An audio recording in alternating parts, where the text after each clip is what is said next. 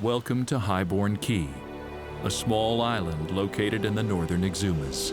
It's a hidden oasis among the 700 islands of the Bahamas. Nothing but crystal clear blue water and quiet. To most, this is paradise. But for the next 72 hours, this serene landscape will host 20 of the world's best triathletes as they compete for $500,000 in prize money. To be a professional triathlete is to be a glutton for punishment. Pushing your body and mind to new limits is routine. Every time you dive into the water, jump onto your bike, and slip on your running shoes, your goal is to outdo your prior performance, to outdo your competition, and hope it's enough to win. Muscles fatigue, feet bleed, and lungs burn. All for that feeling of ecstasy when your body does more than you ever thought imaginable. The inaugural Island House Invitational Triathlon is the first of its kind, pitting short course and long course athletes against one another in a unique 3-day competition, giving a whole new meaning to the word paradise. The athletes arrive at Highbourne Key. Many have been awaiting this day for months. I put this one in my calendar, hearts around it, like super excited. Well, I think it's the best race to finish the season. It's a great place, and I feel so lucky to be invited. Yeah, the prize purse here is unbelievable. I mean, it's definitely made ripples within the triathlon community. There's an investment in this, and there's a level of competition that brings, and excitement that brings. That's what you want as a professional athlete. And there's 500 registered professionals, I think, and I'm one of 10 that's been invited to come down, so. With the race order determined randomly, the prologue is set. They're going to be chasing each other 1 minute at a time. It's a super sprint race, so very short racing. 300-meter swim, 7 kilometers on the bike, and 2 kilometers run. Anyone that just has that special ability to just go into that deep, dark pain cave is going to do really well today. There's one tactic: start fast, accelerate in the middle, and finish with a sprint. The field at the Island House Triathlon is unlike anything the sport has had in a long time. It combines the best of both worlds, long course athletes and short course athletes. We have 10 world champions out of 20 racers competing for $500,000 of prize money. Go!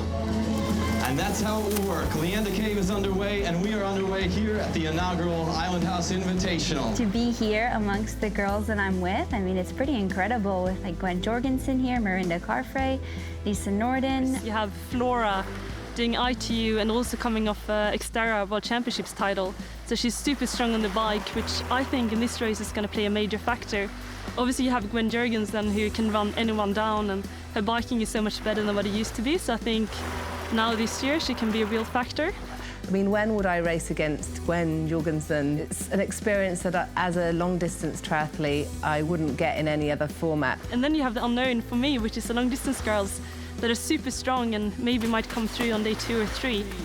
2, 1, go. And Luke McKenzie is underway. Australian Luke McKenzie is not only an incredible Ironman competitor, he's also been one of the influential personalities to bring this triathlon to life. Formula One racing in Australia back in the 90s is what got me really excited about the sport of triathlon. Unfortunately, that style of racing has sort of dissipated now, and we've tended to go towards the Ironman distance or the short course ITU drafting style of racing. So we've really lost that intermediate, multi-stage, multi-event, far-siding racing like that, and I feel like it's time to bring it back. So I think it is a really unique opportunity for some of the Ironman athletes that maybe haven't done any of the draft legal racing. We have some of the real stars of ITU racing here, and Richard Murray and Javier Gomez. It's one of our idols in the sport, same as Tim Don. At the moment, the hands-down best triathlete across all distances is Javi. It's great to race Ben Hoffman or Tim Don, to race him again, because I race him a lot in his ITU days. I genuinely have no idea how the race is going to unfold, and I think that's why we're all so excited. For the women, Gwen Jorgensen finishes with the best time, followed closely by Lisa Norden, Flora Duffy, and Alicia Kay. Only 27 seconds separates the first from the 4th seed. For the men, Javier Gomez finishes first, followed by Richard Murray, Tim Don, and Cam Dye. A total of 35 seconds separates first place from 4th place. Tomorrow we'll do the enduro stage. It's split up over a swim, bike, run, and swim, bike, run again. And then we go into the last stage, which is a sprint distance, non-drafting event. The athletes will go off at their deficit in the general classification. You have to be quite a diverse athlete to do well in this event, both from high explosiveness to the second day endurance, and the third day you have to kind of have endurance and the power with tired legs thrown in. Probably a bit of heat stroke added to that. It's really fun to have a new challenge, and this race format to me is really exciting to really race. You know, a lot of what we do in Ironman and half Ironman distances is pacing and self-control, holding back, don't go too hard, too early, and this is just the complete other realm, like you just gun it all day. The Island House Invitational Triathlon is presented by The Island House. Discover this side of paradise. And brought to you by our supporting sponsors, Roca, Find Faster, Cervelo, the official bike of the Island House Invitational Triathlon, and Coca-Cola, the official drink of the Island House Invitational Triathlon. The Stage 2 Enduro of the Island House Triathlon consists of a unique Olympic-length event. The Roca Swim takes place in Horseshoe Bay, a beach with white sand and crystal blue Caribbean water. It's a draft-legal 500-meter swim, which will be done 3 times throughout the race. This is gonna hurt, basically the gist of it. Swim, bike, run 3 times through. But yeah, I mean, it'll be a bit of fun. I'm sure we'll be smiling at the end of the day once we get our breaths back. I really wish I could give you some big plan that I've written out and this is how it's gonna go, but it's just gonna come down to whoever can swim, bike, and run the fastest. Take your mark.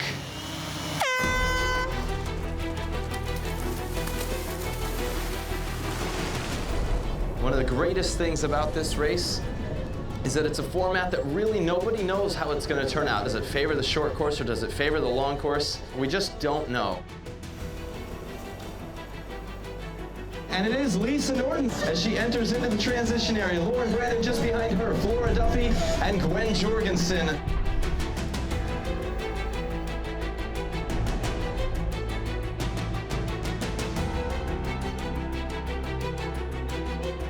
Look at this tight turn coming off of the downhill. So that's Flora Duffy, Lisa Norton, Gwen Jorgensen, and Rachel Colombo leading in a chase pack. They're going to be working hard together, the 5 of them, to close that gap. A point of view ghost bike drafts the group to capture the action from a unique perspective. Lisa Norton is in the lead when her tire explodes, forcing her to pull over to the side of the road. The Ghost Rider, 16-time Tour de France racer George Hincapie, assists Lisa, and she's able to change her flat quickly and rejoin the race. A huge break for Lisa having George right there, and a huge push that she made to make it back up to the front group. Lisa catches the chase group at the northern turnaround and races to catch Gwen and Flora at the transition to the first Coca-Cola run segment. Unfortunate, definitely, to get a puncture, but it doesn't look like it slowed her down too much. I came out with a torn hamstring already in January, so my running is not where it used to be back in 2012 for the Olympics. The body is doing quite well in the rehab progress, and I'm looking to take it to the next level again. I know that I can do a lot of different stuff, and that's exactly what this weekend is about. There's a lot of different stuff and different dynamics being thrown at us. There's always a maybe, and I'm hoping maybe this is like the highlight of the year. Norton hangs on to 3rd place, midway through the first run. Gwen Jorgensen, she's opened up a bit of a lead, about 10 seconds. 1 more lap to go, and then it'll be back into the water. We still have 2 more triathlons to go after this run. Gwen has opened up a nice gap. It looks like about 20 seconds. Back to Flora Duffy, Lisa Norton working hard there as well. So there goes Gwen into the water.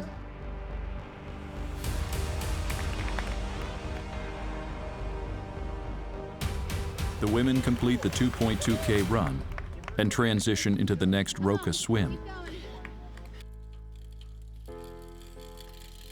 With all of the women back in the water, the race mechanic has time to check some bikes. Here at the Island House Triathlon, we are the official bike sponsor, and part of that role is bike support. I'm here to help out any athlete who needs anything at all. We get the name Panic Mechanic because we're in the transition area, or we're around the race venue, and I'm here with spare parts, tools, and can take care of any issue. Cervelo is an engineering-focused company, so everything we do is seeking out competitive advantages for our athletes. This is the fastest road bike on the market, light, stiff, and most importantly, aerodynamic. Gwen Jorgensen emerges from the water first. Lisa Norden, Flora Duffy, Alicia Kay, and Rachel Clommer trail by 47 seconds.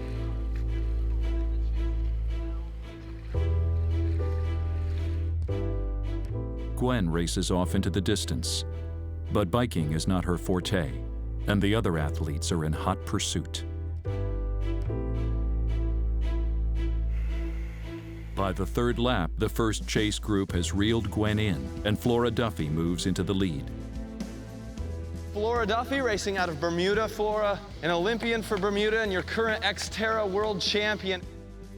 2015 definitely exceeded my expectations. Just last week, I defended my Xterra World Championship title, so it's kind of like the icing on the cake. Flora is a great biker, one of the best in the world in this sport, which I think in this race is going to play a major factor. Technical bike courses are right up my alley. For myself and let's say like Lisa Norden, it's definitely an advantage for us. We're good friends, so look for us to be hammering through the corners and making everyone chase. In the early stages of the second run, Flora leads, but Gwen turns on the gas and pulls away. Here they come. It is Gwen Jorgensen. Lisa Norden running strong in second with Flora Duffy. Alicia Kay right there as well. And falling off the back just a little is Rachel Clommer. And here come our endurance ladies, some of the biggest names in long course racing, and they are on the hunt. With 50 minutes of racing to go, anything can happen.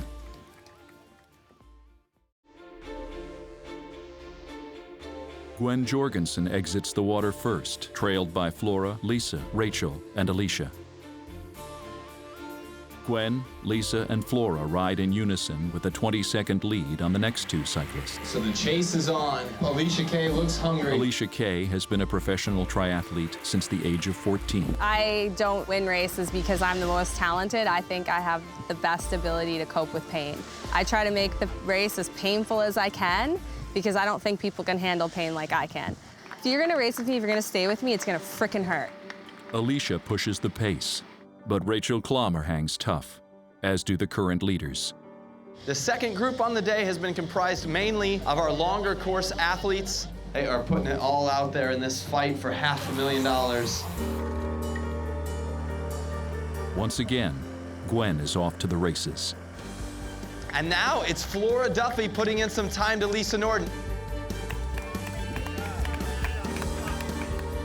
It appears to be a day dominated by the short course athletes. Of course, there's one more day of racing. We'll have to see what today takes out of their legs. And here she is making her way towards the finish line for the second day in a row. It's going to be Gwen Jorgensen. She is your world number one. Flora Duffy crossing that finish line. And Lisa, who came into the day in second, will cross the line in third. Fourth and fifth, Rachel Clommer and Alicia Kay. That's what we like to see. Well done, girls. After 2 days of racing, Gwen holds a 41-second advantage over Flora Duffy, followed closely by Lisa, Alicia, and Clommer. The rest of the field is still within striking distance. It was a hard race, just something different, something we've never done, and the long course athletes are only going to be getting better and better. I've never raced 3 days in a row, so it'll be quite interesting. Don't know how my body will react. I'm going to be really tired tomorrow. I hope all of them are pretty tired too. This event wouldn't be possible without the Island House Hotel, a one-of-a-kind boutique hotel in West Nassau. Having the support of a sponsor that wants to do something new and exciting in triathlon is just amazing. The man behind the Island House and the support of this is Mark Haloesco. We sponsor quite a lot of athletes, and rather than just sort of put a name on a jersey, we thought we'd try to have an event. So it's just fun for me to showcase not only the hotel, but this island. The facility here with the 25-meter pool, you've got the gym, beautiful surroundings, what more can you want? I gave him the idea of running a race here, and he said, Luke, if you can do it, I will back it. To have this race out on Highbourne Quay, it's just a very unique experience. The first race that I've ever been the race director of, real exciting that now it's finally come to fruition. I'd really like to see how high up I can place, and I think, you know, I'm one of the stronger cyclists in the men's field, but my running just isn't at the level of the Javier Gomez's and the Richard Murray's. They're just too quick for me, so I'm going to have to either swim and bike really quick and hold on for dear life, or they're going to give me a good butt kicking. The men prepare for the longest race of the triathlon. They will be challenged by the course and the competition. I try to be relaxed and just focus on what I have to do. You always have some nerves and some excitement. I'm thinking, okay, I need a good start, I need to get out hard. We're all there to bloody race and to kick each other's ass when that gun goes.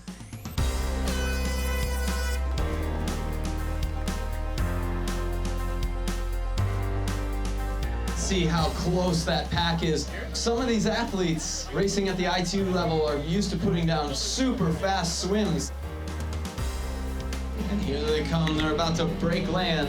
He's got number 1 on his shoulder. He's the world number 1. That's Javier Gomez, and just behind him, Cam Dye.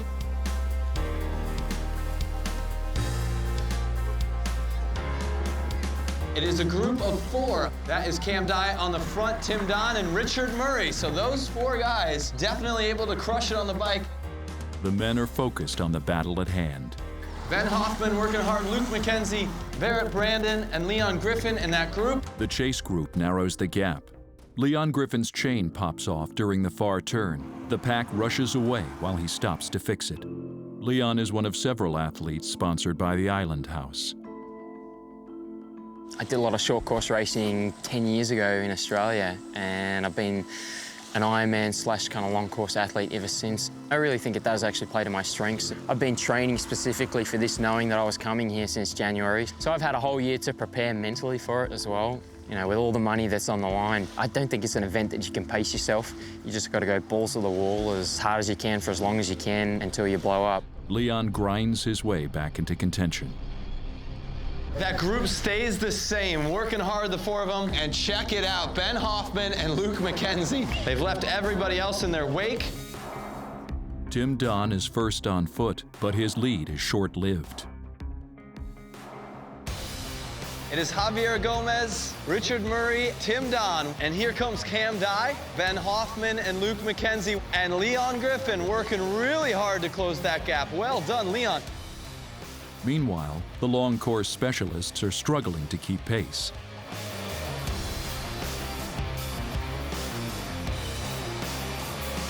And here they come in. Javier Gomez, Richard Murray have put just a little bit of time into Tim Don, and Javier Gomez will take the preem for the first person to complete triathlon number 1. Coming up, the conclusion of the men's enduro. The enduro race continues. And here he comes, Javier Gomez.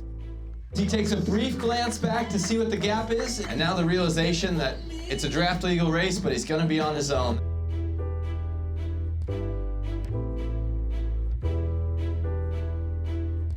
There's Richard Murray. He's gonna put his head down.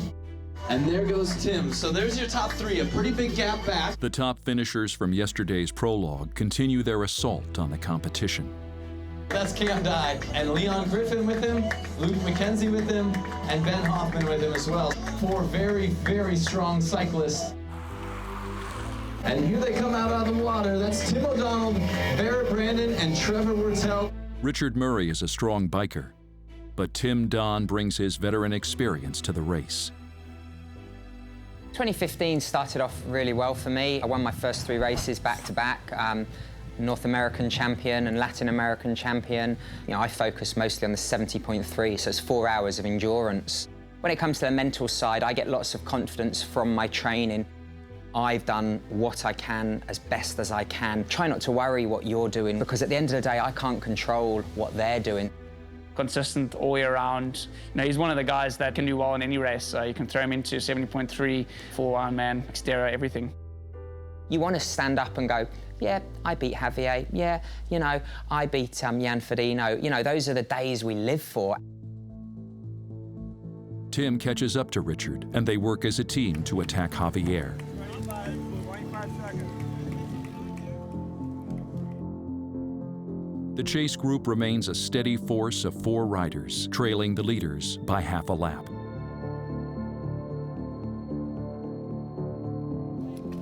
There he goes, Javier Gomez out on to run number 2. But Richard Murray, Tim Don, they've put in the effort needed to get back into this. They see Javi right there up the road. Cam Dye, Leon Griffin, Luke McKenzie, and Ben Hoffman. Shoes on, helmets off. That's 125 to Javi. The second run is one of attrition as the chase groups begin to divide. It is hot out here on Highborn Key, and these athletes are feeling it. But the leader pounds the pavement with a purpose. You have the pressure when you are number 1 for a few years. Everyone is trying to beat you, and you have to always try to keep improving. You know, if I want to be world champion next year, it's not the same as back in 2008. I need to go faster than then. There goes Javier Gomez, all alone, as he has been for almost the last hour. I used to kick his ass when he was a junior and I was world champion, and you know, it's great to see him rise and see him do it. I was a swimmer. It was my first competitive sport, and just one summer after the swim season, I just didn't know what to do. And some friends told me, why don't you try a triathlon? Because they knew I like running and cycling. He's the world number 1, 5-time ITU world champion. He's also a 70.3 world champion. It doesn't mean anything. You know, you and all your competitors start from the same line. If you want to be the best that day, you have to prove it that day. For next year, I will start from 0 for myself, you know. It doesn't matter I have 5 world titles. If I want to win a 6th one, I have to prove it that year. That's Javier Gomez still out front. He wears that number 1 for a reason. He's proven it right now. Javier Gomez, your world number 1 and your leader on the course today.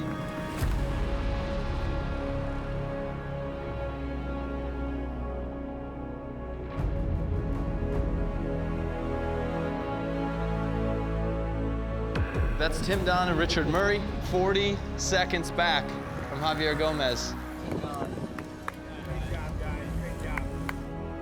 And here's the chase group.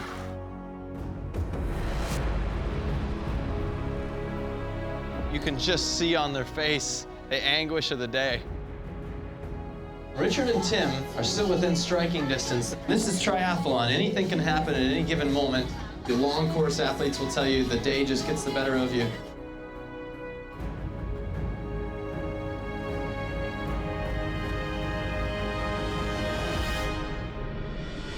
Two more miles to go. You can just see the toll that this is taking on these athletes.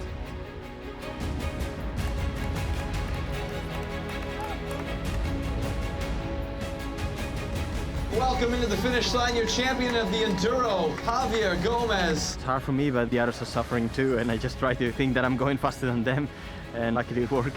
And coming in now, Richard Murray. It was extremely hard. Maybe the top 3 hardest races of the season. I had to hang in with Tim Don the whole race, and I'm pretty buggered. This is Mr. Tim Don, a huge effort. There was no surprise. The biggest thing is that the race is definitely living up to its name, Pain in Paradise. After 2 days of racing, the top 3 athletes are separated by only 45 seconds. The rest of the field will need to raise the bar in the Stage 3 sprint to make a push for the podium.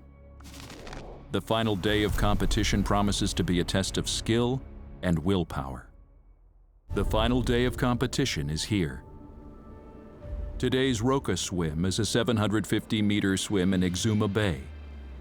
This body of water is noticeably rougher than Horseshoe Bay, and it's the longest single swim lap of the competition. The swim is followed by a difficult and long transition uphill for the 20K Cervelo bike. This ride starts from the southern tip of the island, heads to the northern tip and back, a total of 3 times.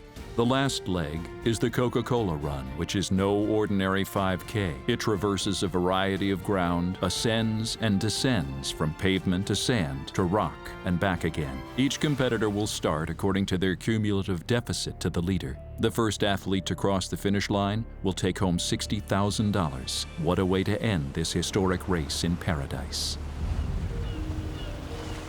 The women's overall leader, Gwen Jorgensen, will swim first.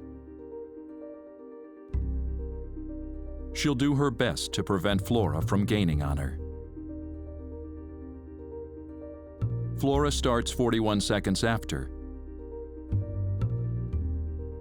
and she's followed by the third-place woman, Lisa Norden, 22 seconds later.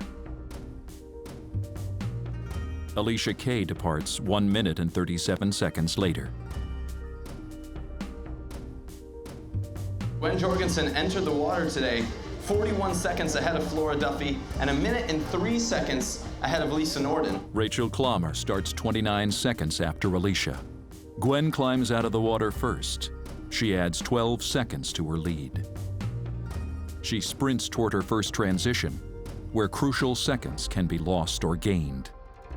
The uphill transition to the Cervelo bike is yet another variable the athletes must handle. Gwen's cycling has improved, but she knows Flora and Lisa excel on the bike.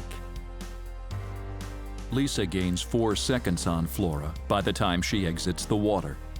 The long-distance women, Heather, Rachel, Mirinda, Lauren, and Leanda, enter the water with a splash, eager to add to their prize money. Flora enters the transition looking to recover lost time on the upcoming bike.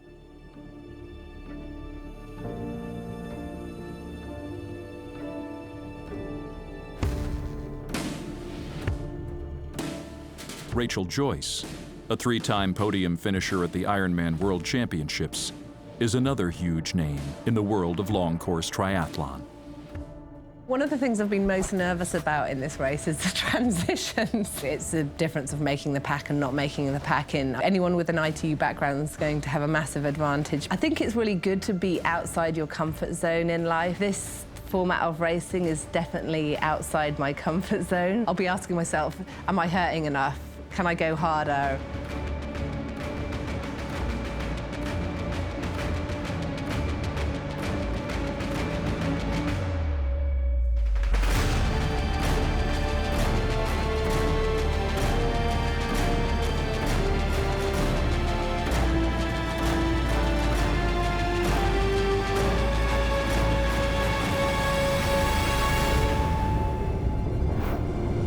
Gwen maintains her lead.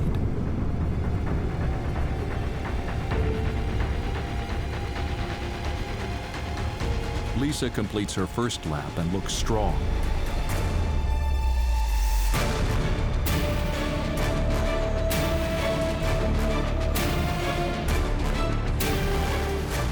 Lisa is within striking distance of Flora, while Gwen pushes on, knowing Lisa and Flora are gunning for her.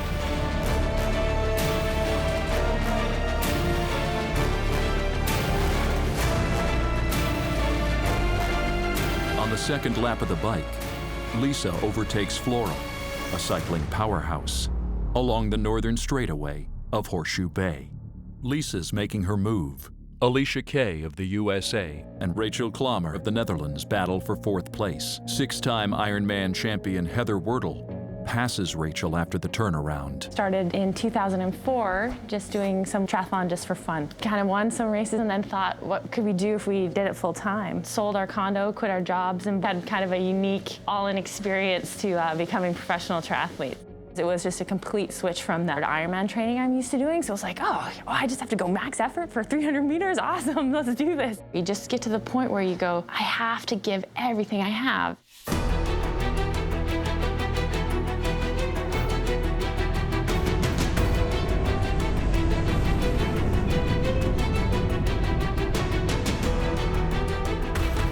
The gap between Gwen and Lisa shrinks.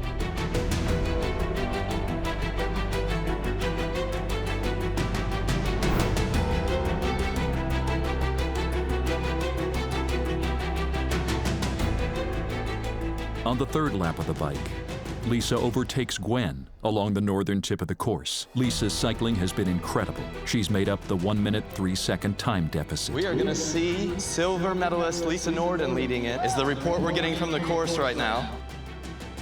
An unbelievable effort. She started the day 1 minute and 8 seconds back of Gwen. As Lisa rounds the corner to the transition, she's about 8 seconds ahead of Gwen. They are right by each other. That is Lisa Norden, your Olympic Games silver medalist, putting in a mammoth effort on the bike. A great effort, and Gwen Jorgensen just behind her. So Lisa Norden first in by about 6 or 7 seconds. She'll slip the shoes on and head out onto that run course. And we have got a fight at the front. We'll have to wait and see the deficit back to Flora. There she goes, Lisa Norden first out. Gwen Jorgensen about 6 or 7 seconds back. This race will come down to the run. They are fighting for $60,000. Now, Flora is a great cyclist in her own right. These three will have opened up quite a gap, but now Flora's got the task of running down the girls at the front. Within the first 300 meters, Gwen sneaks ahead of Lisa. But it's short-lived. As they enter the beach, Lisa overtakes Gwen by a stride. It's the first time that Gwen Jorgensen has not been in command of this race. She's led since the prologue on day 1.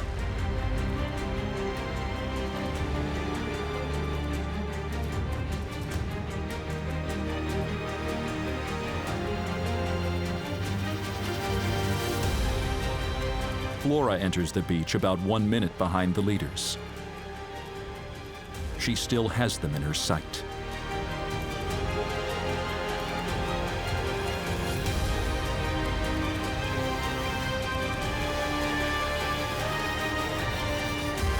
"50 meters onto the pavement, Gwen finds new reserves and turns up the heat, striding past Lisa at the water station.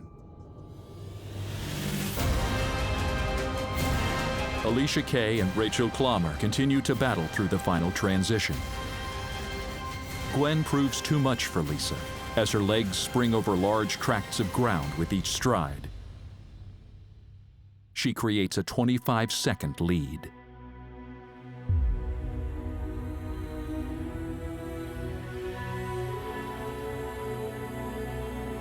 Flora isn't letting up as she looks to catch Lisa and add $15,000 to her winnings.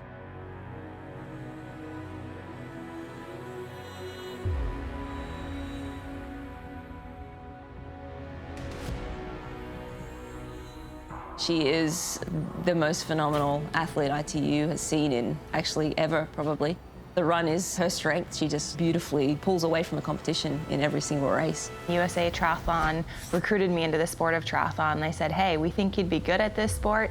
I think you should do it. At the beginning of the year, I didn't really know what to expect. I had an opportunity to qualify for the Olympics. I was able to do that and a little bit more. This race, I look forward to all year. It's so exciting, the format where we are. It's just an incredible experience. As an athlete, we're often, pushing ourselves to the limit. I'm just motivated to want to see how far I can get and how fast I can be, and that's something that's exciting for me, and I think that's just what kind of drives us to really push the limits.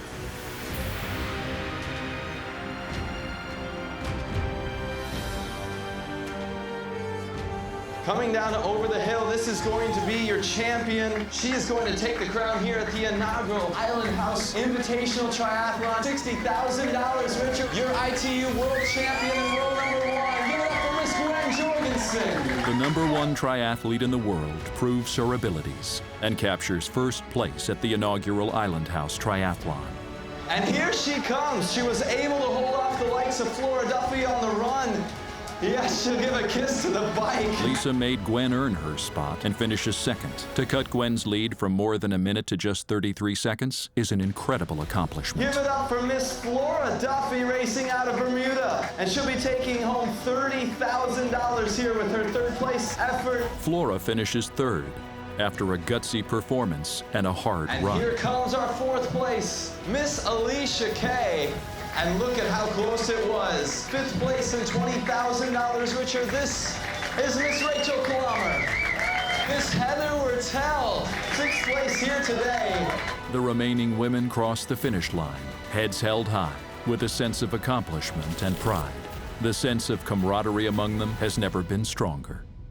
The afternoon sun continues to rise, as does the temperature, and the final portion of the triathlon is upon us. Well, I'm feeling a bit tired already, but I think it's the same for everyone. We raced really hard for 2 days. Now it's the final stage. I'm just focused to give my best and hopefully hold the guys off. And on the bike, I need to go as hard as I can. 1, go.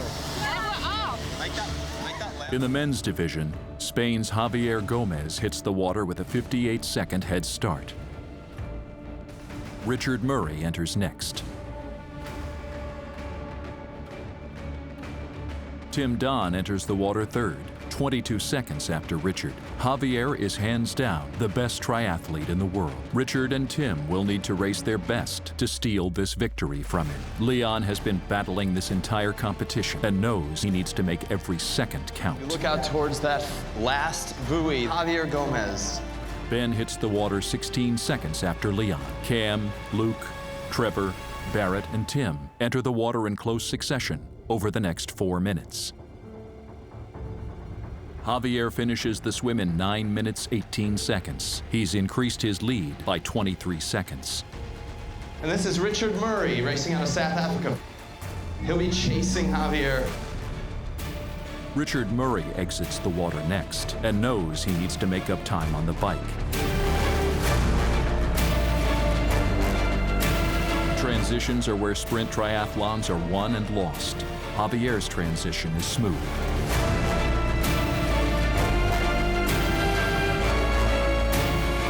The previous day's races have taken their toll, and Javier settles into a comfortable cruise on the bike.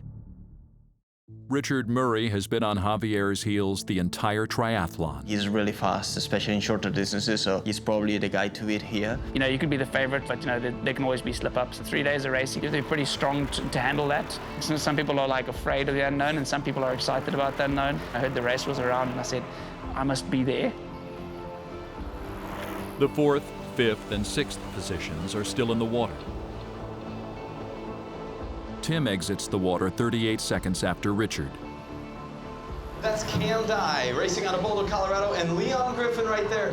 Ben Hoffman will be closing that gap. Ben Hoffman's fast swim makes up the time on Leon's 16-second lead differential. I'm a lifetime athlete, and then when I went to college, I got started with triathlon. I came second in my first race. Decided I wanted to do it as a profession. The challenge of it, you know, pushing myself and seeing how good I can actually be, that was a big draw for me and continues to be to this day.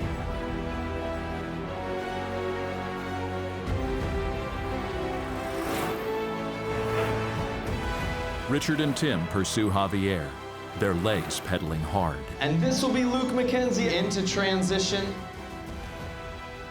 Barrett Brandon, your All-American swimmer. Trevor Wortell. Trevor has had some great bike speed this weekend. He's gonna look to do that again.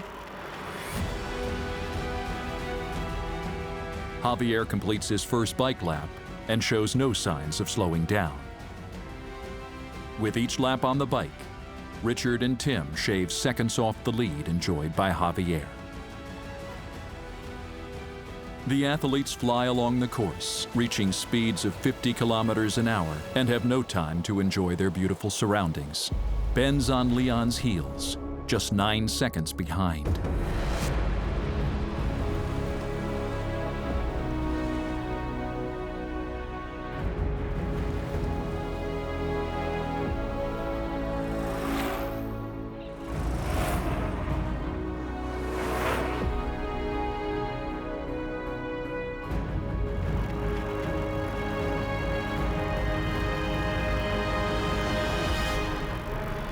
Hoffman keeps the pressure on Leon through the entire bike stage. Javier turns to head out on his third and final lap. As he enters his final lap on the bike, Richard Murray laps Tim O'Donnell, this year's third-place finisher at Kona's Ironman World Championships. Tim knows time is running out. He hits the gas on the turnaround. Javier transitions off the bike more than a minute ahead of Richard. And here comes Javier Gomez. We should then see Richard Murray and Tim Don coming in. That will be a good battle out there on the run. Javier charges hard up the hill into the run stage. Ben Hoffman has been right on the wheel of Leon Griffin. And here comes Richard Murray. He is 4th in the world at the I2 distance. So right now, Richard Murray running in 2nd position, $45,000 if he can maintain. And here comes Tim Don, 3-time Olympian. He is a world champion in his own right. He knows the work that has to be done, and you better believe he will strike every match left in the book here on the run. Javier leaps down the rock steps onto the beach portion of the Coca-Cola run. Cam Dye captures the sprint bike preen with a blazing time of 29 minutes 57 seconds. And here comes Leon Griffin being chased by Ben Hoffman. As Ben transitions to the run, he still has Leon in his sights. The tide is out, the beach is firm. The run will be an all-out sprint to the finish. This is Luke McKenzie holding strong with that 7th position. This will be Barrett Brandon and Trevor Wertel, and they've got a 5K battle over the roads, the rocks, and the sand between them and the finish line, the final finish line here. Tim currently running in 3rd for $30,000.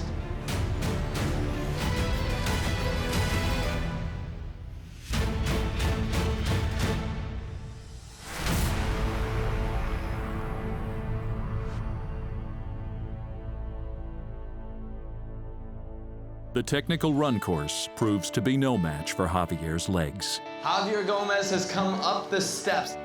First finisher at the Island House Invitational, $60,000 richer, Javier Gomez of Spain. He finishes in 56 minutes and 2 seconds.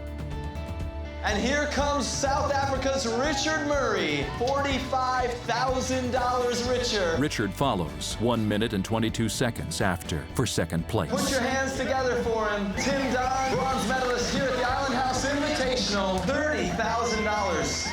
Tim Don finishes about 1 minute 30 seconds later for the 3rd position. These 3 guys have been battling it out since the prologue.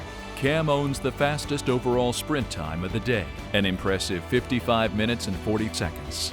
He finishes in 4th place. Leon's mental grit urges his legs onward. He edges out Ben Hoffman for 5th place. 7th place today, Mr. Luke McKenzie, Trevor Wertel, Mr. Barrett Brandon, Mr. Tim O'Donnell.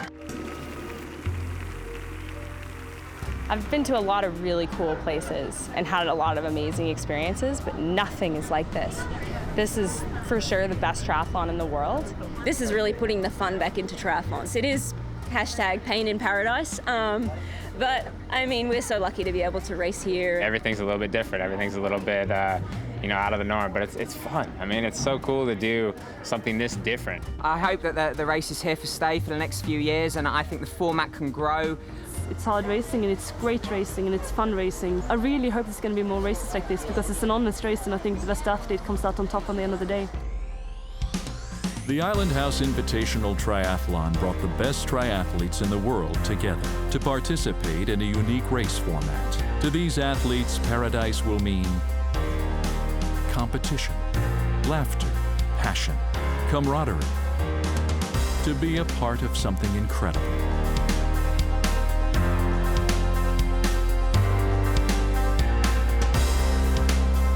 For these athletes, paradise will take on a whole new meaning.